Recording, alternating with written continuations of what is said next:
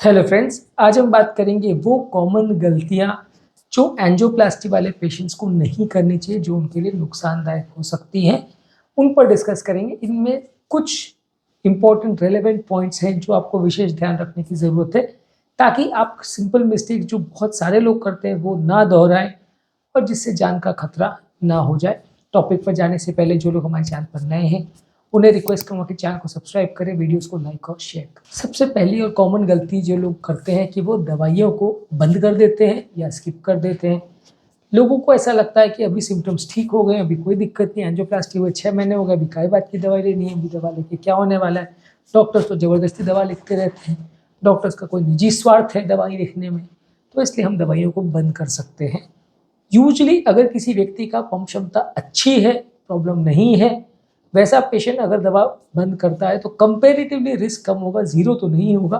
लेकिन दुनिया भर में सारी इंटरनेशनल गाइडलाइंस यही कहती है कि मेडिसिन आपको लाइफ टाइम ही लेनी पड़ती है, क्योंकि ये मेडिसिन जो है बहुत शॉर्ट एक्टिंग मेडिसिन होती है, जो कि दवा लेते टाइम बीमारी को कंट्रोल करती है, प्रॉब्लम्स को कंट्रोल करती है, खून को पतला करती है, कोलेस्ट्रॉल को कम करती है, बीपी को कम करती है, शुगर को कम करती है। लेकिन जब भी आप मेडिसिन को बंद या मिस करेंगे, प्रॉब्लम वापस चालू हो जाएगी और प्रॉब्लम वापस बढ़ जाएगी। तो यदि आपको आपके ब्लड प्रेशर को और बाकी सिस्टम्स को सही प्रॉपर मैनेज करना है, मेंटेन करना है, तो आपके लिए ज़रूरी है कि आप मेडिसिन रेगुलर बेसिस पे लेते रहें और उस पर प्रॉपरली फोकस करें। उसको बीच बीच में स्किप मत करिए। एक और कॉमन मिस्टेक जो लोग ये करते हैं कि भाई मेडिसिन को 4 दिन लिया, 5 दिन बंद कर दिया, फिर 5 दिन लिया, फिर बंद कर दिया। ये सारी स्किपिंग जो आप मेडिसिन के साथ करते हैं, ये खिलवाड़ आपके लिए डेंजरस साबित हो सकता है, क्योंकि आप ये गलतियों को की वजह से आपका मेडिसिन का जो दवा का जो ब्लड में कॉन्सेंट्रेशन होना चाहिए वो कम ज़्यादा होता रहता है, जिसकी वजह से जान का खतरा हो सकता है। और स्टेंट वाले पेशेंट्स में, एंजियोप्लास्टी वाले पेशेंट में जब कभी प्रॉब्लम आती है तो फिर कई बार बहुत बड़ी प्रॉब्लम भी आती है। इसके अलावा आपको ज़रूरी है कि खुद को बहुत ओवर एक्सर्ट मत करिए। कई पेशेंट्स लोग खुद को बहुत ज़्यादा ओवर एक्सर्ट करते हैं, बहुत हेवी फिजिकल एक्टिविटी करते हैं, हेवी वेट लिफ्टिंग, बहुत विगरस एक्सरसाइज करते हैं, जिनके लिए उनकी बॉडी परमिसिबल नहीं होती है, या बहुत अर्ली फेजेस ऑफ एंजियोप्लास्टी में करते हैं। एक्सरसाइज करना ज़रूरी है, एक्सरसाइज करने से फ़ायदा डेफिनेटली होगा, लेकिन उसको समझना ये ज़रूरी है कि बिना सोचे समझे, बिना प्लान किए यदि आप अनप्लान्ड वे में कोई भी एक्सरसाइज करेंगे तो फ़ायदे के बदले वो नुकसान भी कर सकता है। बॉडी के लिए उल्टा डेंजरस भी हो सकता है, खासकर उन लोगों में जिसमें एंजियोप्लास्टी हार्ट अटैक के बाद करी गई हो, क्योंकि वैसे पेशेंट्स में हार्ट और ज़्यादा सेंसिटिव होता है और ज़्यादा प्रॉब्लम्स होने का अंदेशा होता है।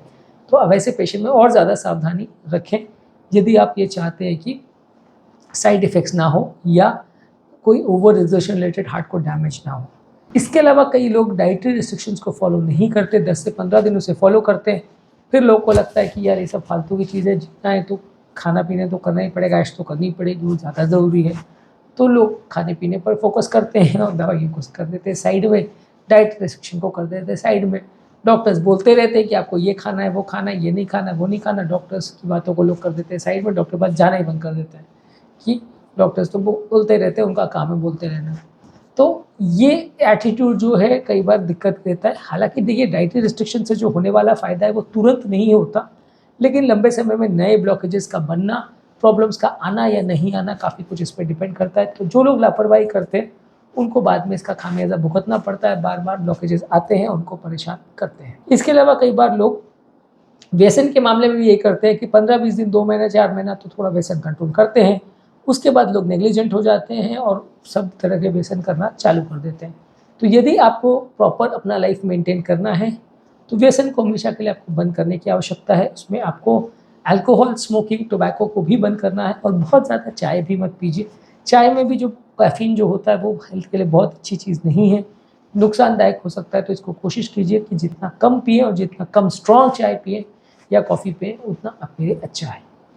इसके अलावा काफ़ी लोग सिम्पटम्स को इग्नोर करते हैं। लोग को लगता है यार हार्ट अटैक था, स्टेंट हो गया, अभी बात खत्म, अभी क्यों टेंशन लेना, अभी क्यों दिक्कत में आना।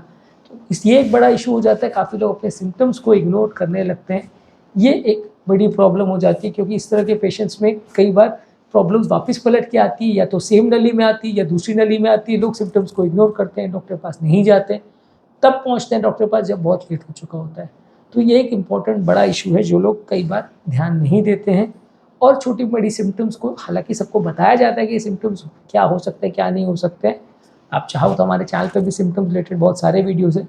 लेकिन उसमें आप लापरवाही करेंगे, नहीं ध्यान देंगे तो प्रॉब्लम्स होगी।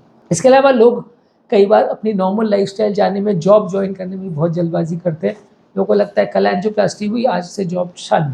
तो वैसा नहीं करना चाहिए। हर चीज़ों के लिए थोड़ा सा टाइम बॉडी को रिहेबिलिटेशन के लिए देना चाहिए। हालांकि देखिए, जॉब करो इसके लिए कोई मना आपको नहीं करता, लेकिन एटलीस्ट 10-12 दिन टाइम बॉडी को देना चाहिए, ताकि वो दवाओं से एडजस्ट हो जाए और आपकी बॉडी एक तरह से हैबिचुएटेड हो जाए, थोड़ी एडजस्टेड हो जाए। आप अगर बहुत जल्दबाजी करोगे तो वो थोड़ा डेंजरस हो सकता है। मोस्टली नहीं होगा, पर कभी कभार हो सकता है, क्योंकि जॉब्स में ज़्यादातर आपको फिजिकल और मेंटल स्ट्रेस होता है। किसी किसी जॉब में फिजिकल स्ट्रेस बहुत ज़्यादा होता है, यानी बहुत हेवी वेट लिफ्टिंग और ऐसी सारी चीज़ें जो वहाँ पे जॉब्स में इन्वॉल्व है, वहाँ आपको दिक्कत होने का अंदेशा ज़्यादा होता है। इसके अलावा आपको ये कोशिश करनी है कि आप बहुत जल्दी ड्राइविंग पर भी ना आ जाए। कई बार लोग का ऐसा है कि आज एंजियोप्लास्टी हुआ, 10-15 दिन में उनकी ड्राइविंग चालू होती है, सब कुछ हो जाता है।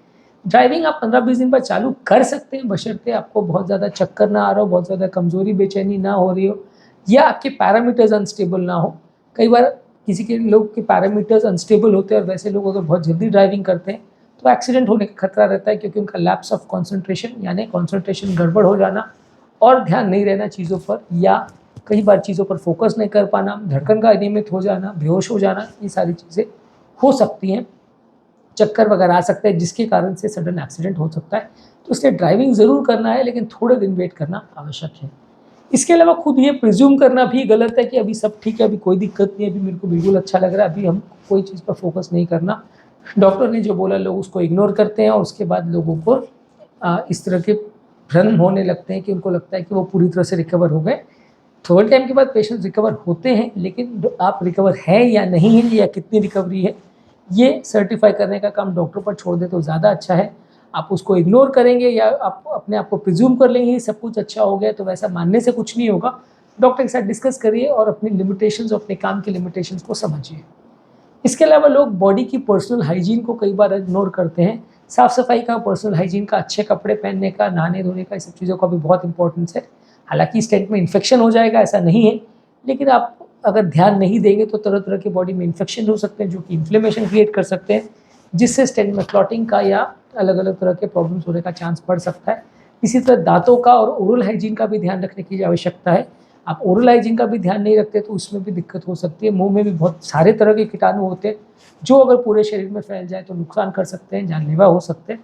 तो इसको भी थोड़ा विशेष ध्यान रखिए। मुंह का हाइजीन का ध्यान और पूरे शरीर के हाइजीन का ध्यान ज़रूर रखिए। इसके अलावा खाने का प्रॉपर ध्यान रखिए। लोग कई बार डाइटरी रिस्ट्रिक्शंस पर ध्यान नहीं रखते, बाहर का खाना बहुत खाने लगते हैं। प्लास्टी होने के बाद 2 महीना 4 महीने बाद सब बाहर का जंक फूड खाना चालू कर देते हैं।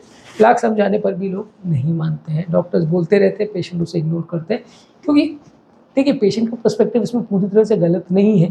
पेशेंट को अगर आप बोलोगे कि पूरी ज़िंदगी आपको ये करना है, तो ज़्यादातर लोग नहीं मानेंगे। मैंने मेरे ज़ीरो ऑयल वाले वीडियो में भी यही बात की है कि जो चीज़ के आप पेशेंट को फोर्स करोगे कि लाइफ टाइम मेंटेन करना है, उसे लोग नहीं करेंगे। जो चीज़ों में आप पेशेंट को थोड़ा लिबर्टी दोगे, तो ज़्यादा चांसेस है पेशेंट को करें, उसको फॉलो करें। अगर आप पेशेंट को ये बोलते हो कि आपको एक भी बार तेल नहीं खाना है, सारी चीज़ें ज़िंदगी भर उबला खाना है, तो वो 10-15 दिन खाएगा, उसके बाद कभी नहीं खाएगा। लेकिन अगर आप पेशेंट को बोलते हो कि भाई आपको थोड़ा सा कम ऑयल में खाना है, चीज़ें हम वही बनाएंगे लेकिन कम तेल में बनाएंगे, थोड़ा कम टेस्टी होगा लेकिन आपको मैनेज करना है, तो ज़्यादा चांसेस है कि वो चीज़ों को मानेगा और लॉन्ग टर्म आपके साथ ओबीडियंट बिहेव करेगा। तो आपको समझना और मानना और जानना और पेशेंट की रिक्वायरमेंट्स को समझना बहुत ज़्यादा ज़रूरी है। इसके अलावा कभी भी अगर आपको एंजियोप्लास्टी हुआ या आप हार्ट पेशेंट है, तो खुद को आइसोलेट मत करिए। घर पर अकेले रहना है, कहीं बाहर अकेले जा रहे हैं, वो सारी चीज़ों को करना थोड़ा सा रिस्की होता है। कभी कभार ओवरऑल हार्ट पेशेंट में सडन क्लॉटिंग का या प्रॉब्लम्स इस तरह के आ सकते हैं, जो कि डेंजरस हो सकती है। और कभी कभार कोई साथ में ना हो, तो जब तक लोगों को पता चले बहुत लेट हो जाए, ऐसा हो सकता है। इसलिए जब कभी भी आप कहीं बाहर भी जा रहे हैं, तो थोड़ा प्रॉपर ध्यान दीजिए कि किसी के साथ रहिए, हमेशा अकेले मत रहिए, क्योंकि कभी कभार सडनली कोई दुर्घटना हो सकती है। इसके अलावा लोग कई बार अपने फॉलोअप अपॉइंटमेंट्स को इग्नोर करने लगते हैं। डॉक्टर के पास जाके उनको लगता है पैसा और टाइम वेस्ट होता है। हर बार डॉक्टर के पास जाते हैं, वो 2 घंटे बैठा देता है, उसके बाद 2 लाइन बोल के भगा देता है, वो लोग जाना ही बंद कर देते हैं। 2-2 साल 5-5 साल नहीं आते, ऐसा कहीं होता है। हमारे भी कई पेशेंट्स हैं जो 5 साल पहले हमने एंजियोप्लास्टी करी थी, अब 5 साल के बाद शक्ल दिखाने को आते हैं कि अभी बहुत टाइम हो गया, हमको लगा दिखा के आते हैं एक बार। तो ये कम्प्लीटली गलत है। आपके फॉलोअप्स का प्रॉपर ध्यान रखिए। मैं ऐसा नहीं कहता हूँ कि हर महीने आपको फॉलोअप के लिए जाना है या हर 10 दिन में जाना है, 3 से 6 महीने में भी आप जाएँ तो सफिशिएंट है, साल में एक बार भी ट्रेडमिल इको कराएँ तो भी सफिशिएंट है, साल में एक बार भी ब्लड टेस्ट कराएँ तो सफिशिएंट है। मोस्ट केसेज़ में, हर केस में नहीं, मोस्ट केसेज़ में। लेकिन अपने फॉलोअप का विशेष ध्यान रखिए। अगर आप उनको इग्नोर करेंगे, नहीं ध्यान देंगे तो बाद में प्रॉब्लम आपको ही आएगी, जिसे बाद में मैनेज करना मुश्किल पड़ेगा। इसके अलावा एक और गलती लोग करते हैं कि बाकी वेसल्स की हेल्थ का ध्यान नहीं रखते। लोग को लगता है हार्ट की नली का फोकस कर ले, बस बहुत हो गया। हाथ पाँव की नली में अगर दर्द हो रहा है, वहाँ पे चलने में क्लॉडिकेशन के सिम्टम्स आ रहे हैं, चलने में आपको प्रॉब्लम्स हो रही है, दर्द हो रहा है, तो लोग उसको इग्नोर करते हैं, उस पर उतना फोकस नहीं करते, जबकि वो भी सीवियर बीमारी है। अगर यूरिन में प्रॉब्लम आ रही है तो किडनी की नली में ब्लॉकेज हो सकता है, आंतों में ब्लॉकेज हो रहा है तो वहाँ आंतों में खाने के बाद प्रॉब्लम या पेन हो सकता है। तो इस तरह के बाकी नलियों के ब्लॉकेजेस और उनकी वैस्कुलर हेल्थ पर भी फोकस करना है। सिर्फ हृदय की नली ही इंपॉर्टेंट है और उसी पर फोकस करना है ऐसा ज़रूरी नहीं है, बाकी चीज़ों पर भी अच्छा फोकस करना ज़रूरी है। तो आज के टॉपिक में हमने कुछ इंपॉर्टेंट चीज़ों पर बात करी, इसके अलावा भी बहुत सारे पॉइंट्स बाकी रह गए हैं, उनको हम पार्ट 2 में डिस्कस करेंगे। ये वीडियो ऑलरेडी काफ़ी लंबी हो गई, तो इसे हम सेकेंड पार्ट में कंटिन्यू करेंगे, जहाँ हम कुछ और मिस्टेक्स की बात करेंगे जिन्हें एंजियोप्लास्टी वाले पेशेंट्स को नहीं करना चाहिए। उम्मीद करूँगा कि आपको इस टॉपिक में कुछ नई बातें जानने को मिली होगी। जो लोग हमारे चैनल पर नए हैं उन्हें रिक्वेस्ट करूँगा कि चैनल को सब्सक्राइब करें, वीडियोज़ को लाइक और शेयर करें।